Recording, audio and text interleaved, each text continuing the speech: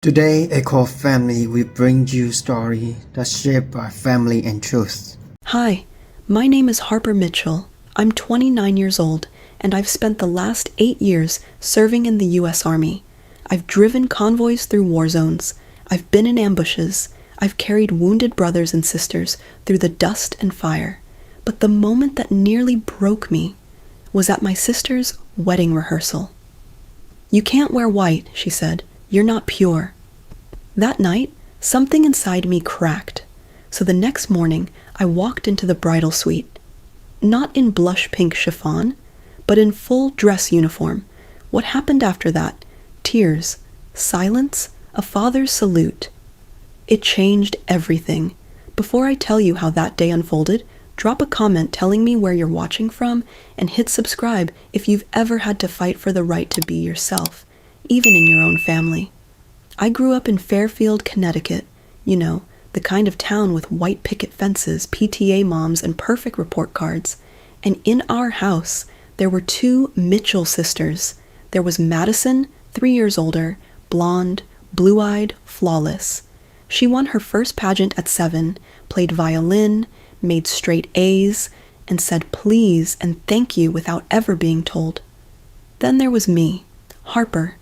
Wild curls, stubborn as hell. I climbed trees in dresses, brought frogs into the kitchen, and once asked our priest why girls couldn't lead communion. Guess how well that went over? Every school year, my report cards came back the same. Bright, but talks back. Challenges authority. Needs to be more like her sister. That line, "Why can't you be more like Madison?" It echoed through my entire childhood like background noise. By the time I was 13, Madison had just been crowned Miss Teen Fairfield. My parents glowed. And me, I just tried not to disappear. The real fracture came during my senior year, while everyone else was freaking out about college apps. I walked into a recruitment office, signed my name, and enlisted in the U.S. Army. I told my family over dinner. My mom dropped her fork. My dad knocked over his water. But it was Madison who looked me in the eye and said, "You're throwing your life away." I wish I could say that moment brought us closer. But the truth? It was the beginning of 10 years of silence, judgment, and distance. 10 years, 3 deployments, a dozen family holidays filled with stiff hugs and polite small talk. Then, out of nowhere, a wedding invitation. Madison was getting married, and not only that, she asked me to be her maid of honor. There was even a handwritten note, "Let's start fresh. I want you beside me." I stared at it for hours. Was this real? A chance to finally reconnect? So I said yes. Took leave, booked the flight, even bought a navy blue dress for the engagement dinner. Classy, modest, couldn't possibly offend anyone. But from the moment I arrived, it felt like I'd walked into a country club version of Mean Girls. Her bridesmaids, sorority types with perfect highlights, matching handbags, and backhanded compliments. "You must be the Army sister. Thank you for your service." "Wow, you actually got leave for this? That's so lucky." Then came the fitting. Blush pink dresses, off-the-shoulder chiffon. I changed, stepped out, and Madison's face dropped. "We'll need to cover those scars," she said, pointing to my shoulder. "Maybe long gloves or a shawl." Then she added, "And could you stand softer? You look so military." I bit my tongue, told myself, this is her day, don't make it about you. So I wore the extensions, practiced my smile, nodded politely while she micromanaged napkin colors like lives depended on it. But the final straw came the night before the wedding. At the rehearsal dinner planning, I told Madison I'd wear my cream-colored dress. She froze. "You can't wear white to anything," I laughed. "It's not white, it's a crew." Her voice dropped. "You're not pure, Harper." I stood there stunned, like she'd slapped me with a silk glove. And our mother? She just kept writing place cards, didn't say a word. In that moment, I realized it didn't matter how many years I'd served, how many lives I'd saved. To them, I was still the problem child. That night, I couldn't sleep. Madison's words, "You're not pure," kept echoing like shrapnel in my chest. So I did something I hadn't done all week. I opened the second garment bag I'd packed, just in case. Inside was my army dress uniform, clean, pressed, decorated with every ribbon and medal I'd earned, Bronze Star, Purple Heart, 8 years of grit, sacrifice, and silent strength stitched into every thread. I ran my fingers along the fabric. This wasn't just a uniform. It was a mirror, the first reflection of me that ever felt real. The next morning, wedding day, I showed up at 7 a.m. sharp, as instructed, garment bag in hand. In the bridal suite, everything was chaos and contour palettes. Madison beamed. "You came," she whispered, hugging me.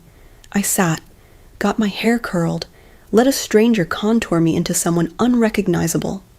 But when it came time to put on the dress, I excused myself, slipped into the bathroom, and changed, not into blush pink, but dark navy, with brass buttons and a chest full of metal. When I stepped back into the room, silence fell like a dropped crystal glass. 5 bridesmaids, 1 bride, all staring. Madison's champagne flute froze mid-air. "Are you serious?" she whispered. "I am," I replied, hands behind my back. "Parade restaurant, go change, now." "I won't," I said, calm, steady, trained. The other bridesmaids shifted awkwardly. Only Jillian, Ryan's sister, spoke. "It's her wedding, Harper. Don't be selfish." Before I could answer, the door opened. Our mom walked in. She gasped when she saw me. "Harper, what are you doing?" I straightened. "Showing up, as myself." Then Dad walked in, paused, took in the ribbons, the medals, and whispered, "Bronze Star?" "Kandahar," I nodded. He touched the medal like it was holy, and for the first time in my life. He looked at me with pride.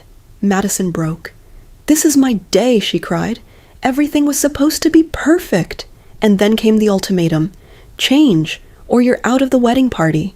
I looked at her, my sister, the girl who once adjusted a tiara on my head, and said gently, "I love you, but I won't hide who I am. Not anymore." She didn't say another word, just turned away, and appointed Jillian her new maid of honor. I folded the pink dress, set it down, and walked out of the suite, not as Madison's shadow, but as Staff Sergeant Harper Mitchell. I locked the bathroom door behind me, my hands trembling slightly, not with fear. I'd faced far worse, but with clarity.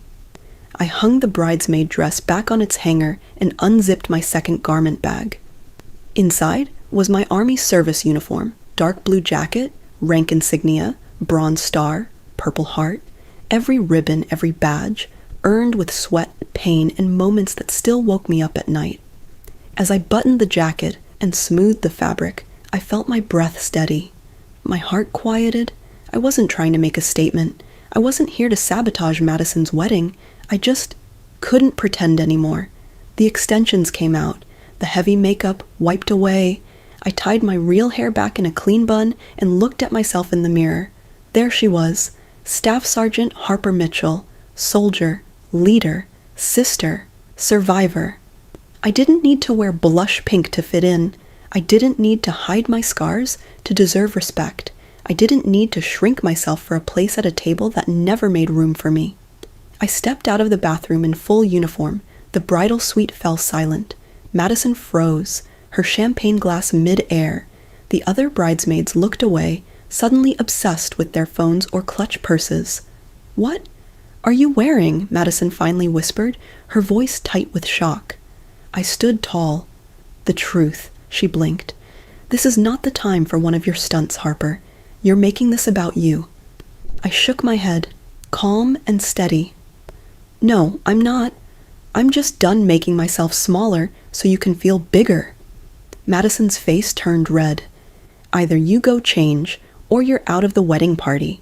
I paused, looked her in the eyes. "I love you, and I showed up for you, but I won't erase who I am to fit into someone else's version of perfection." Silence, and then my dad stepped forward. He looked at me, then at the medals on my chest. He touched one gently. "This is for valor," he said almost to himself. Then louder, "Your daughter served her country." That uniform deserves more respect than any dress ever could. And in that moment, for the first time in my life, I felt seen. The ceremony went on without me in the lineup. I sat in the third pew, still in uniform, still Harper, and watched my sister walk down the aisle. Her smile had a flicker of hesitation when she passed me, but she didn't look away. When the vows were said and cheers erupted, I clapped too, not just for her love story, but for my own, for finally choosing myself. At the reception, I kept to the sidelines until a man in a gray suit approached me. "Staff Sergeant," he said, extending his hand with a practiced salute. "Colonel William Hayes, retired, Ryan's uncle." I stood, saluted back. "I saw the Bronze Star," he said, eyes kind and sharp. "Kandahar?" "Yes, sir. Isanzibpal." He nodded. "I'd be honored if you sat at our table." For the first time all day, I smiled without effort. "I'd be honored, sir." We talked over dinner like comrades, not strangers. His wife joined us, warm and curious. She said softly, "Sometimes family isn't about who shares your blood. It's about who sees your worth." Across the ballroom, Madison watched me with unreadable eyes. Then she crossed the floor. "Harper," she said, voice calm but taut, "can we talk? Just us." She led me back to the bridal suite, the same place our fight had started. She closed the door and turned to me, not as a bride, but as a sister. "You embarrassed me," she said, "but you also made me think." I stayed quiet. She sat on the edge of a velvet chair and whispered, "You have no idea how scared I was when you enlisted. Every deployment, every silence, I thought we'd lose you." I blinked. That wasn't what I expected. "I thought you hated me for joining." She shook her head. "I didn't hate you. I just couldn't understand you. You were brave in ways I wasn't." I sat across from her. "And I thought you looked down on me because I wasn't polished, or perfect, or Princeton." "I did. At first," she admitted, eyes wet. "But now, I'm proud of you, for standing up, for yourself, for others. I just wish I had sooner." A beat passed. Then she smiled through her tears. "Still mad at me?" I smiled back. "Only if you make me wear pink again." She laughed, full and real. When we returned to the ballroom, my father stood for a toast. "To Madison, our beautiful bride, and to Harper, who taught us that courage isn't about medals. It's about standing tall in the face of judgment, even from your own family." The room applauded. I stood still. This was the acceptance I hadn't dared to hope for. Have you ever had to choose between being accepted and being true to yourself? Tell your story in the comments, and don't forget to like, share, and subscribe for more real stories about courage, identity, and finding your place, no matter where life takes you.